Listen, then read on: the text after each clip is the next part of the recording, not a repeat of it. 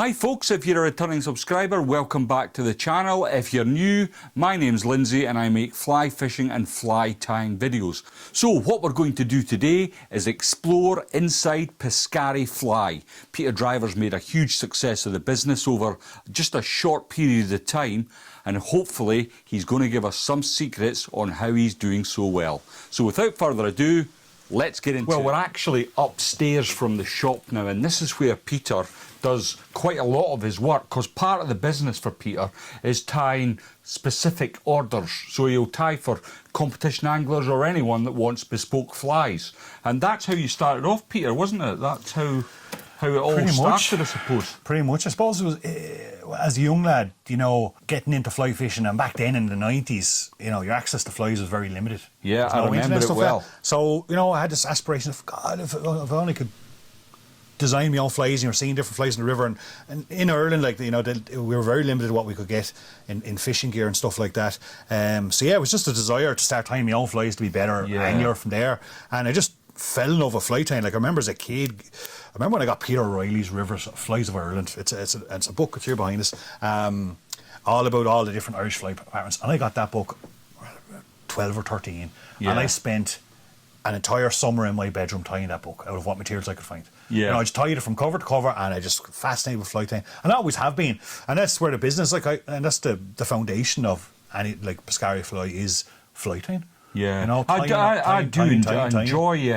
enjoy tying flies, but I don't think I would have the patience to to sit and tie like 100 of the same fly. You know, I I'm an adventure tyer, if you like. You know, whatever comes to hand. I love tying flies. I like to just. It'd be nothing to spend 15, 16 hours sitting here. Yeah. Just quite comfortable in my own space and just my own peace of mind, and I sit here and just tie and tie and tie. And then, you know, it's the challenge of it too. You get a lot of people that want something different, because, you know, everyone's custom tied. So I get a lot of phone calls of people saying, oh, I've got this idea in my head. Any chance we can, you know, try and see, you have to do a bit of dyeing, you have to do a bit of experimental work to try and get that pattern over the line for them, or they have patterns, old patterns they want copied, or traditional salmon patterns, you know, and things like that. So there's a great diversity in fly tying too when you're really at it, like. So it's not like I'm just sitting tying. Yeah, I think you can be very inventive. It's absolutely. It's a very creative pastime, isn't it? It can be very artistic too. Like, I've said recently that I think fly tying is definitely a separate hobby from fly fishing. Oh, completely. They just go hand in hand, kind of. Absolutely. But I see you're using a J-Vice. Love the J-Vice. Have you been on that for a while? I've been on. So I bought my first J-Vice fourth hand, I think, when I was a lot younger. Fourth hand. It went to four hands, and yeah, I loved it. I love the space. I got big hands, and I just love that swan neck. It just fits me so well. And then when I passed my APGI fly tying exams, I promised myself I'd treat myself to a new vice, and of course I was going to buy nothing else, only a new J vice. So I got on to J, and the service and customer experience of getting your own vice built by him was fantastic. I love it. I'm so used to it now. It's like any tool. It's like a carpenter has a good chop saw, or, you know, whatever job you're into, you have your tools for a job, and this is my tool for a job. So it's worth having some of these, and they're not crazy money, like. No. Really good quality vice, lifetime, unconditional lifetime guarantee. I know the last one I had a fourth hand that said this mount went here on it, just this joint here got a little bit loose on me. And after a lot of flies now by me and the other guys, and I emailed them and told them the problem, sent them a little video. About a week later in the post, 2 new mounts came, and he sent me a video of how to remount it myself, and there was no cost whatsoever. That is good customer service. That's what it's all about. Like, so it's. I suppose if you're getting them sort of high end vices, and I've got an F&F Talon, and I had a small problem with it, and it was fixed almost immediately. Absolutely. You know, they're just really good. I've reviewed a few of the sort of Chinese vices, and they're not it's not the same, you know. They're not. No, for someone getting started out and getting into fly tying, you know, you can definitely go down that road at the start. God knows, I tied on some really simple stuff when I started off, but once you know you get into the hobby and you start spending a bit of time on the vice, it does make a little bit of a difference. Having a little bit of quality there in your jaws, the rotation, the accessories that come with it, and things like that as well. You know, if you're spending 14, 16 hours a day on it, you want it to be right, don't you? Absolutely, absolutely. Although I don't spend nearly that amount of time, but I do enjoy having nice stuff to tie on and that.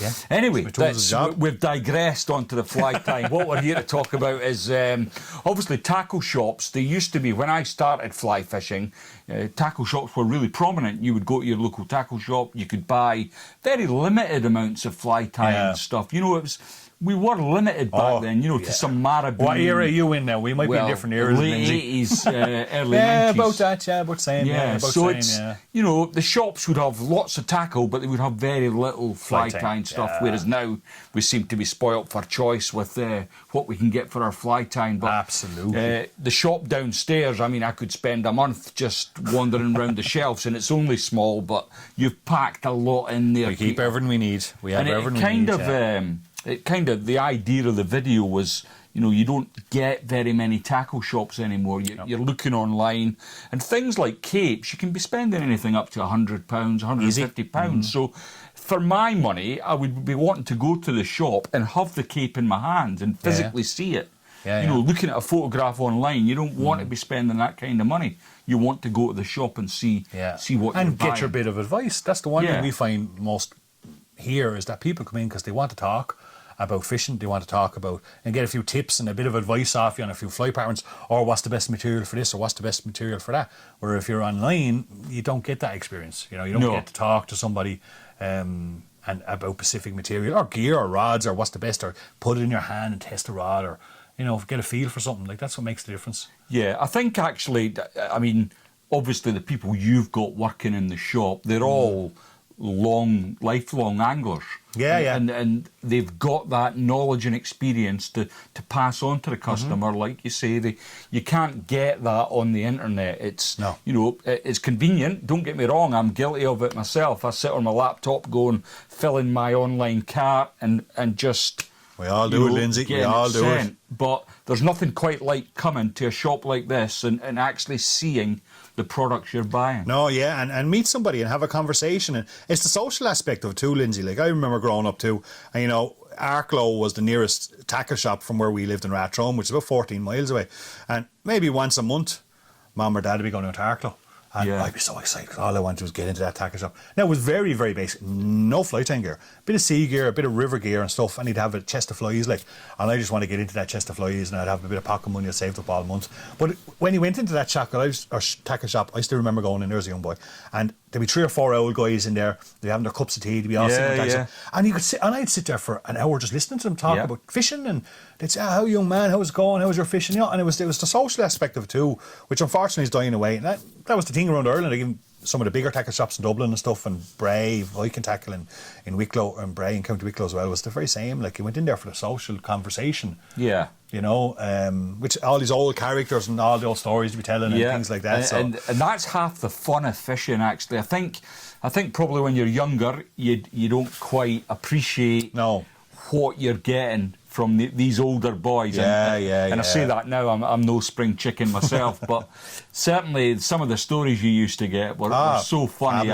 I recount several stories that had me falling over laughing. And I miss that aspect of it. But my first shop really was John Norris at Penrith. Okay, right. And I was living just outside Newcastle at the time. And I couldn't drive, so my friend had to drive me at the shop. And then it was a long drive, you know, an hour and a half maybe to the shop, to the tackle shop. And we'd spend 3 hours just going through every single stand. And John Norris, you know, let's see this rod, we can't afford that, you know, that sort of thing. But it was just nice to touch him. Nice to go in and try. Yeah, it's being a tackle shop. Absolutely. I never pass a tackle shop. No matter what town I'm in, no matter what country I'm in, I will never pass a tackle shop without going into it. COVID's certainly seen a big cull of not just fishing businesses, but several businesses. Kind of went COVID down. It did. It worked in some ways, you know. It does. I know for us personally here, COVID was a boost, like.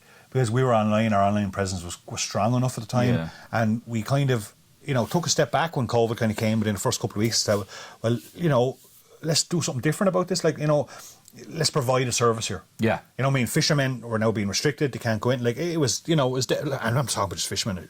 You know, I'm not being ignorant to all the serious things that happened, you know, but yet there was, you know, so we went online, we started doing a lot of online work, we doing a lot of live shows every night and different things, and just creating a community around Yeah. Like, we were just facilitating the community. It was the people that were online, was the community. We were just, Picari Fly was facilitating it. Yeah. And bringing people together to have a conversation about different things. We talked about a lot of stuff. I mental did health, catch a couple of your mental Saturday Night health, Lives. all that kind of stuff. Yeah. There was a lot of stuff we talked about indirectly through the different things. And that, we got a great boost from COVID, believe it or not. Yeah. It was. But unfortunately, some high street tackle shops, they still have to pay the rents, they still have to pay the rates. And we all have to do that, but it was just more convenient for us here because we could still operate, because I didn't have to leave the premises. Yeah.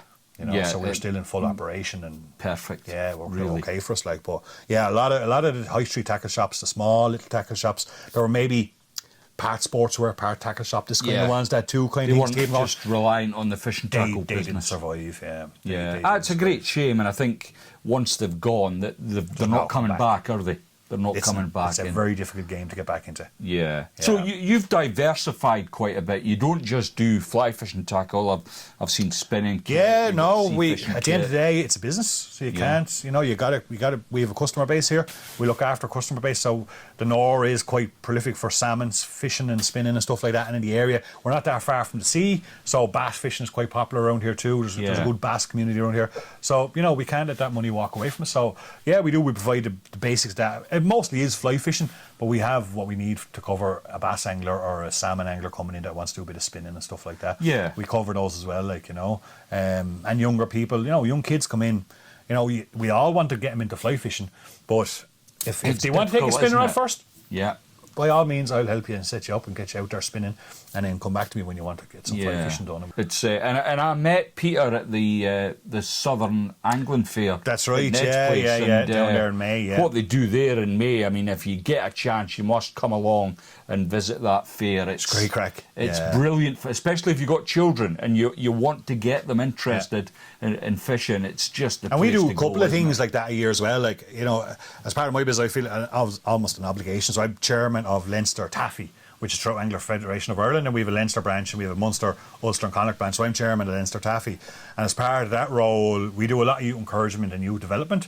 So every 2 weeks or 3 weeks ago now, I'd say this, we book out a big angling centre. So we didn't do it in Aids, we done it in Laois Angling Centre. It's a bit bigger, a bit more open space, and we booked that out for the entire day, paying whatever he wants for the entire day. And we just put it all over social media, free entry for all. We get about 10 or 12, even 15 cast instructors down, or people that know how to fly fish, and it's a free for all. So we did it 3 weeks ago. We had 53 kids at it for the day, which is great. All ages, so Ned's is one thing, but we try and keep that going all year long if we can. Try and encourage them. And kids turn up with us with spinning rods. You just set them up and put them on the bubble and fly, or put them on a bubble and something underneath it, almost, and just as long as they're fishing, that's all that matters. It's so important, isn't it? It's unbelievable, because I go to these fisheries and it's just people my age. I mean, I'm knocking on the door of 60 now, and I don't see young kids. And I think, certainly in Ireland, it's much more affordable, isn't it, I think? It is, yes, and it's more accessible, Lindsay. Yeah. So, you know what I mean, you can go fishing around any corner of any road, because there's either a stream or a lake. Permit-wise, most young lads that are on a river, unless they're really messing, they're going to be just left alone. You fish away there, even if it's a stretch that's, you need permits required to it, and some kids don't get them or can't afford them. They turn a blind eye. Yeah, just fish away, lads. It's just nice to see respect the them. environment and just fish away, lads, and that sort of thing. So it's great. We encourage as much as we can to get kids out there. I was fishing with a friend of mine on the River Avon recently, and we went to a pool. And it's the school holidays back in England, and there was a couple of kids with the bubble floats fishing the pool, and we thought, we'll just leave them to it, 'cause at least they're out there and they're giving fishing a go. Absolutely, because if we which don't, is great. If you don't encourage them, it's a sad future for the sport, really. We've kind of talked about the diversification into the sea angling and the coast fishing. Have you got any other sort of ways that you keep the business pushing forward? Well, you have to be at everything. In a business like this, you've got to be at every different aspect of it. So not only do we do flight time, which is the biggest end of it, that's where most of my time goes, and I love this kind of, even though it probably doesn't pay me a great lot for the amount of time I put into it. If I was putting this time into something else, I might actually have a good living, but I mightn't enjoy it as much. So that's the other thing. But so flight time, then I do a lot of coaching and guiding. I do a lot of coaching and guiding, a lot of competition coaching. People that, you know, are at a certain level and they want to get to another level. Things like, because I've spent a lot of time travelling Europe and the world studying fly fishing. I am fanatic at it, just reading and consuming information.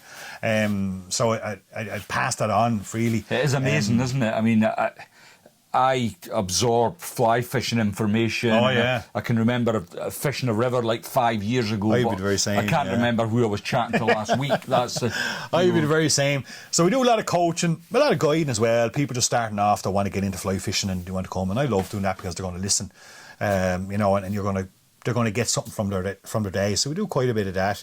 What else have we got? Look, we've got different designing our own gear, designing gear for other companies, writing articles.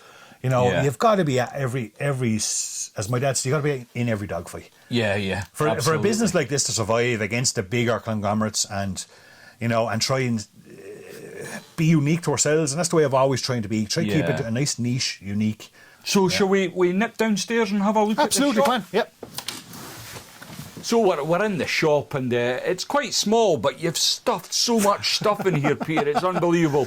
Every bit of the shelves is covered with products, and I'll be having a right proper good look later. But we were talking about diversifying and making the business work. Yeah. And you've started to develop your own rod range. Now, if you follow the channel, you'll have seen that Peter did a nymphing rod that he brought along to the Irish Fly Fair that I was lucky enough to have a hold of. Yeah. But you've now started, you've got the prototypes back for a dry fly rod. We have. So could we have a wee look at that? Yeah, just this week, Lindsay.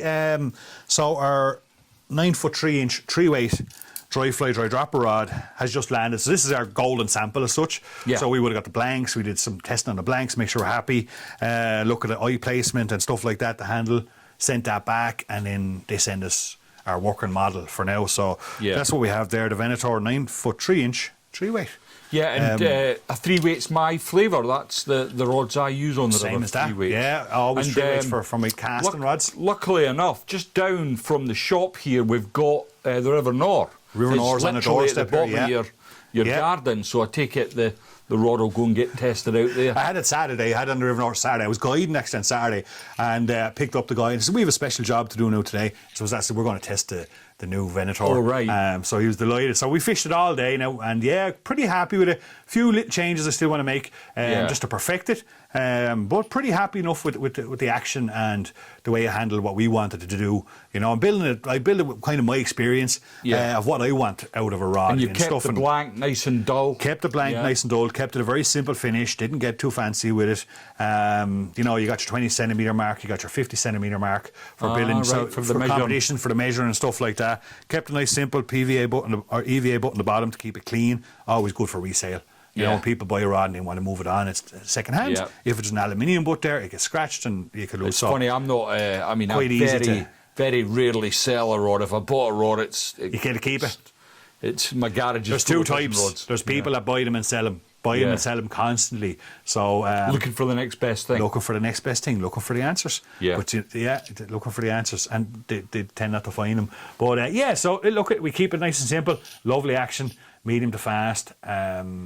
And exactly what we want in a dry fly rod and a dry dropper rod. And I take it a nice soft tip for just a bit of tip protection. Materials. Absolutely, real nice soft tip.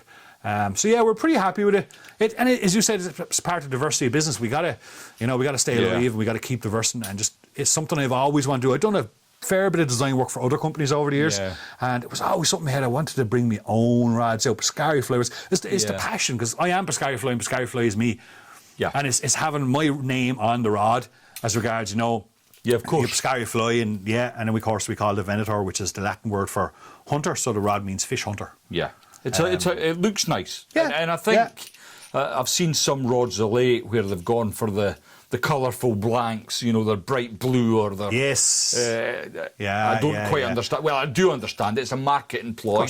Absolutely, I do understand why they do it, but it's not particularly practical for a fisherman. No. I like to have a matte black blank because I don't want the flash of the sun spooking any fish that I might be targeting. And just a simple rod, which is a simple, like well-made rod, simple, that's there to do a job, and that's the way we like it, you know, that's it. So, it looks, the nymph rod has gone well, and we'll branch into the dry fly rods now, get that over the line. It'll be a couple of months before we have them on sale. Yeah. And then from there, we'll move on. You know, we'll move on to our next one, and we'll go one at a time. We build each rod individually, you know, and really look. You know, we have a certain customer base that we would reach out to. Yes. And say, what do you want in a dry fly rod? What do you want in a lake rod? What do you want in a bank rod? And you probably know enough anglers now Oh, at a absolutely. high level of the sport that We'd you reach can out to them and say, well, say, you yeah, know, what, why, I suppose. Yeah, absolutely. Because it's all right what they want, but it's, well, what's the reasoning behind it is absolutely. is the thing, I suppose. Yeah. But So- you developed Dry X, and you kind of gave it a bottle. Yeah, at the Dry fair X has and, been. Geez, Dry X has been flying now, thanks be to God. Yeah, it's excellent stuff. great I stuff. treat all my dry flies Yeah. with it now before they go in the We box. got a lot of good reviews coming back from a lot of Yeah. serious guys that are trying it and testing it. It's Yeah, fantastic. Look, very it's great. They're the little wins, Lindsay. Yes. They're the little wins that keep you going every day. You know, Yeah. that you've come up with something, you've something in the back of your head, and you come up with something, and all those little wins of the different products we do ourselves, our own little products and stuff, you know, that keeps us in business. and that's you've what got to be at it. gives you You've got the to be edge at as it. well, isn't it? You've got to be at producing your own stuff. You've got to be at it. Yeah. It makes you stand out a little bit from the crowd, and it's a bit more personal to people when they see you're developing stuff and you're designing stuff, and you know, they can trust you for that. Like, It's credibility, isn't it? Yeah. So you're an angler that you're selling to other anglers. Yeah, so yeah. you understand to some degree. Everyone obviously wants different things, but to some degree, you understand what the angler wants. Yeah, and you've got to communicate that to them too. Like, it's quite easy for someone to have a checkbook and buy a building and fill it full of fishing tackle. Yes. You get onto the main dealers, the reps tell you exactly what you need to buy because that's what's selling well. You stock it in your shop, you put a couple of people in behind the counter, and hey presto, you have a tackle shop. Yes. With people that can't tell you the difference between a 7-weight and a 12-weight. And it can be a good business if you have a big blank checkbook, you know. But where we try and communicate that to our customers is we're that little bit different. Now, and there's other tackle shops around similar to us. We're actually in the game. Yes. We're competing as well as travelling and educating ourselves. We're in the game and we're passing it on. So when we develop a product like Dry X or rods or dubbing or whatever it may be, we're doing it for a reason because we want that for ourselves, and then we're passing on to our customers. So our customers then have reassurance that, well, Peter designed it, Peter developed it, it's for a reason. You know, and they well, buy into it falls back to that absolutely. credibility, doesn't it? Yeah. People want to know that they're getting something from someone that knows what they're talking. I'll not say expert, but no expert. A constant pupil. Yeah, and, But with 35 years of experience, it does make a difference. Oh, and it's the only way we survive. Yeah. You know, it's the only way we survive. It's keep moving forward. It's like fly fish yourself. There's no expert. It's constantly evolving. It's a journey of There's discovery. no rules anymore, is there? There's no rules. No. I mean, I get people saying, well, upstream dry fly, or you're winding counterclockwise, you put your reel on the wrong way round. There's no rules. No. There's not a book saying Once it works for thou you. shalt. Yeah. You know, it's whatever works for you, and Yeah. that makes a big difference. For years I thought double dry fly was a no-no. You know what I mean, as regards doing double dry fly in rivers, like. And I was in Czech Republic last week with David Klumsky. Yes. And he was going. We were dry fly fishing, and he was looking, setting up single dry, one dry, and they go, yeah, but you cover more water with two. Yeah. You know, but I always had to trade off with two different drags, and it messed up. Oh no, he says, I always fish with two. Yeah. Always fish with two dries in the river, like cover more water and stuff. So no, I was lucky. I've been onto that trick for a while, Peter. Huh? I've been onto that trick for a while. But he'd always fish two dries and stuff like that. So there is no rules. Once it works for you. Yeah, I'll tell you something that's quite interesting. One of my friends who's in the England setup, he was telling me that a lot of the guys now, they're using their Euronymphing rigs to fish dry dropper. I was doing it out in Czech, and it's been around a while. We come across it about 2 years ago. So it's Euro dinking. Yes. Okay, and so you're using your Euronymphing rig. You got it. Maybe it depends on the conditions you're fishing. You want possibly a little more aggression, so you have to have a little bit of a taper. Yes. If you're normally fishing your straight Spanish style, straight through 0.16 or 0.18, it's not going to be as effective. You do need a little bit of a taper built in there. Yeah. So you might start at 0.22 and then work your way down 0.20 down to 0.18. That'll help with the transfer. That turnover. Yes, you get to get that turnover, and you know a 10-foot 6 rod is probably more preferable. Well, for me when I do it, or an 11-foot rod, and your first point of contact. So you've got your taper leader coming, and then you got your dry fly and a dropper. Yeah. And then you go down to your nymph. You've got the point of contact is not at the dropper, not the point of contact to the waters is the actual dry fly. Yeah. If you get me. Yeah. So even when you've got your dry fly fishing right, there'll still be a little bit of line after the dry fly heading on nymph exposed, because it should be just, and all you're doing is, and it's lethal, like, oh my God, it's so effective. Crossing downstream is kind of the best method of all, and you want, once you make contact with water, you just dance that dry fly. You just literally pop that dry fly just across the surface. You don't want it bouncing. You want it just hovering or shaking almost on the water. It's a method that I believe the guys on the River Tees. I don't know if you fished the Tees. No, I haven't. It's a wild river. Yeah. I know. I've seen lots of pictures. I know a good few friends that fished it. Stunning. But a lot of the guys are saying it's an absolutely lethal way of fishing. And I've gone up stretches of water here in the north, dry dropper and say traditional dry dropper made, and I've got a certain amount of fish, but I know the river really well, and I say to myself, I didn't quite get what I should have been getting out of that. Yeah. And I'll go back down, I come back up, but you're thinking. Yeah. Like, it's just, it's amazing. Absolutely, It's yeah. amazing. I'm Because going you're to putting give it that a bit of go. articulation into the nymph as well as that dry fly. But I think that dry fly just hovers the surface. Even if the fish don't come up for it, it gets their attention. Yeah, and absolutely. then the little nymph comes. But it is absolutely lethal. Yeah, I'm going to give it a go while I'm here. Like, it's got to be worth doing. Oh, 100%. Top of those glides up over Inishtig. When you come into the real riffly runs, I'd get up into the real shallow, fast water, the very top. Yeah. And I'd be doing that in the real fast water, in along the edges, in along the margins. Just dapping, really. Like dapping. Yeah. Absolutely. Son will be given a go. I've just moved to a 10'6" rod, so it'll be interesting. Perfect. Yeah, ideal. How That's I go with absolutely that. ideal for it. Well, listen, Peter, I've held you up enough for the Grant, day. anytime, Lindsay. Great having you over. Pleasure as always, my good man. Yeah, great to be. To speak to me and be so open about the business and stuff. That's the way you got to be. Like when I'm doing the shows and stuff, sure, I talk about the business because my customers are part of our business. Without them, sure, we don't have a business, so they have to be part. It's a community, isn't it? Absolutely. That's what you're doing. You're fostering a community. Yeah. Well, thanks very much for watching, guys. I hope it's been of interest, and thanks again, Peter, for giving up your afternoon to chat through the business with me. Anytime, Lindsay. Anytime.